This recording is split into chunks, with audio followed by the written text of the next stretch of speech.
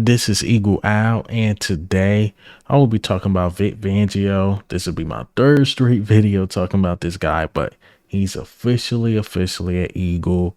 Also, we're going to talk about Jordan Mailata being the Eagles' secret weapon, I can say, according to PFF. And lastly, Kellen Moore. Kellen Moore, we looking like we trying to switch some things up on the offensive side of the ball, but let's get straight into it. All right, so let's talk about it, man. Let's talk about Vic Fangio once again. I want to say congratulations to him. He's in the spot he wanted to be in. Get closer to family in PA. Grew up an Eagles fan, and it looked like he just want to retire being an Eagle. He want to defensive coordinate and do what he got to do on the defensive side of the ball. Look, I know I've been hard on Vic Fangio, but I'm just giving my honest opinion on him. Will he have the Eagles as a top 10 defense? For sure. Will anything be better than last year? Yes, for sure. But I just thought we was going to get out of that scheme. You know, when I hear names like Ron Rivera or even Wink Martindale, who I really didn't want, or even Ryan Nelson that went to, I believe he went to Jacksonville Jaguars. I like those names. I'm like, okay, we're finally trying to get out of that scheme and try something new. But it's hard to convince a front office that had Vic Fangio as a consultant and had Jonathan Gannon, and your team played up to par, played up to a top 5 defense. You know, same complaints I had about Jonathan Gannon is damn near the same that I have about Vic Fangio. Is his defense good enough whereas though we could hold Lamar Jackson? Is his defense good enough whereas though we could hold Joe Burrow? These are teams that we play next year. If his defense good enough to beat Dak Prescott twice, we know he got the blueprint on Dak Prescott, so maybe. So when we go up against those top 10-ish quarterbacks, can he slow them down enough? I know they're top 10 quarterbacks for a reason. No duh, they top 10 quarterbacks for a reason. But can he slow them down enough whereas though we can win games? Because when I hear from Miami Dolphins fans, and I've seen this with my own eyes, with Jonathan Gannon, really doesn't adjust, but when the mountain is rolling, it's rolling. Like, for example, we beating up on the team. Jonathan Gannon wasn't switching anything up. We're going to beat up on that team. Now we're in the Super Bowl. Okay, the field is wet. You definitely have to adjust because your defensive line is not getting there like they usually do. You never adjust, and Patrick Mahomes went off. And the same complaints could be about what Vic Fangio. He doesn't adjust, really, not at all. He doesn't let his best corner follow the best receiver at all. So it's like, I don't know about Vic Fangio. But again, will be better than last year for sure. Definitely for sure. He will run the 34 or 3-4, people will say. So with Milton Williams and Jalen Carter and Jordan Davis actually just playing the nose will be exciting to watch. Yes, Nolan Smith. It'll be definitely exciting to watch us in the 3-4. We'll see how it work out for us. Hassan Reddick and those guys. But I'm just not a fan of the move. Like Brian Flores, like I wanted a different system in Philadelphia, but this the system everybody wants. Because you got to think about it. Vic Fangio scheme is influential to a lot of defensive coordinators. I just simply don't know why.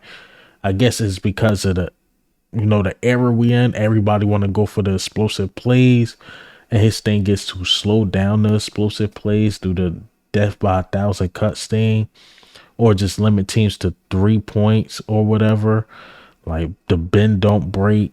I mean, we'll see if it worked. But it will definitely be better than last year. So again, congratulations to Vic Fangio, coming back home, and I hope it works out. Like I'm an Eagles fan. Like I want this to work, but I have my worries. I definitely have my worries, man. All right, so let's talk about Jordan Mailata. Jordan Mailata is being labeled as the Eagles' secret weapon, according to PFF, because they came out with each team's secret weapon, and they used Jordan Mailata. they feel like Jordan Mailata sometimes is overshadowed. It's hard for me to see it because I'm an Eagles fan and I pay attention to all the players, but I can see why the outside, will overshadow Jordan Mailata. You got Jason Kelsey, who's a great. You have Lane Johnson, who's a great. Landon Dickerson, constantly making what Pro Bowl. So he's getting his recognition. Jason Kelsey getting this recognition and Lane Johnson getting this recognition. The problem with Jordan Mailata is he's battling the Cowboys. What do I mean by that?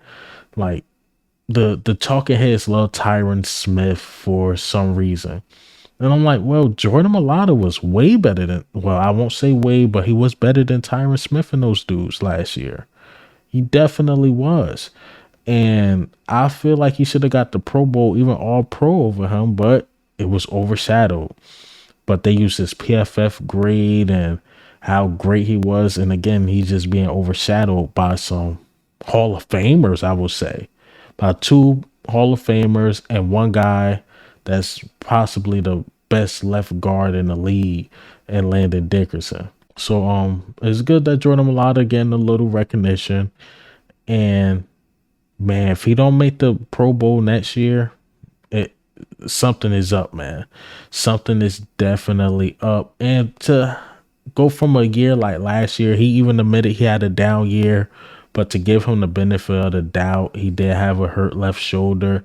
But to go from last year to this year, as far as his play, was really good. And too bad was overshadowed by bad offensive play too. Like, come on, Nick Sirianni and Brian Johnson. Nobody was talking about how good Jordan Mailata was because we were just worried about the scheme. But Jordan Mailata played one hell of a year. Like, he's been on fire since, I want to say, since the playoffs of last year, since that Giants game and on. Remember, they tried to slide Nick Bosa to his side when we played the 49ers.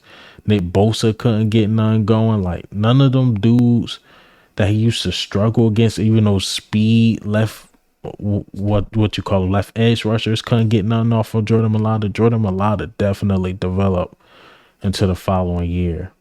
Oh yeah, and also breaking news. This is breaking news. Jeff Stoutland is staying on the roster. Everybody knew that, but some talking head tweeted it out like breaking. Jeff Stoutland is staying on the Eagles roster. Well, we know that.